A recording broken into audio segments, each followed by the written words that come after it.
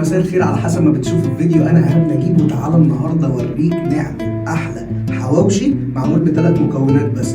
يلا بينا نبدا ونشوف. معايا صدور فراخ هقطعه مربعات صغيره، فلفل الوان هبتدي اشتغل بيه بالشكل ده. معايا بصل هقطعها 4 تربع.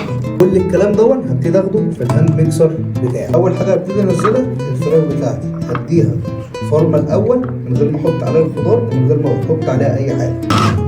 كده انزل عليها بالخضار اللي انا عملته معايا، فصين 3 حبهان، 3 وحدات كباب صيني، حبيتين قرنفل، ورقتين لورا او غار، روزماري ناشف، وكعب مرقه. معايا 4 فصوص توم، دقيق.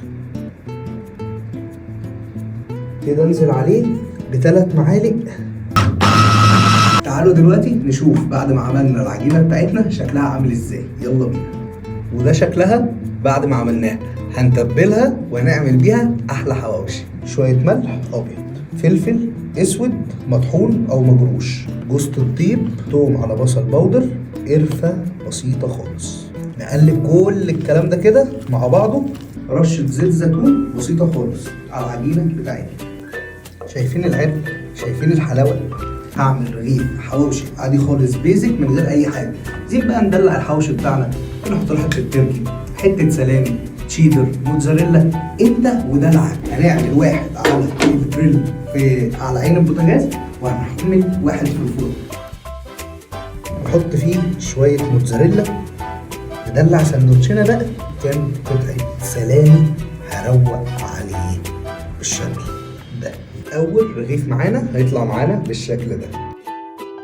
تشيدر اديله بخه زيت من تحت بالطريقه دي، وهديله بخه زيت زيها على العيش ذات نفسه. يلا بينا ندخله الفرن.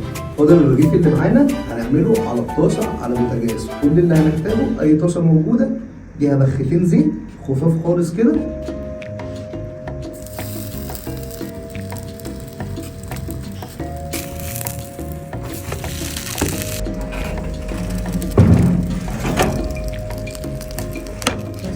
سمع القرمشه والحرمشه والجمال كله.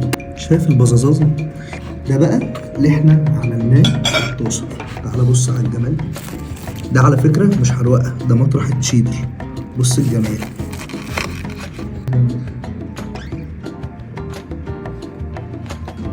واخر حاجه هنحبش الاكل بتاعنا.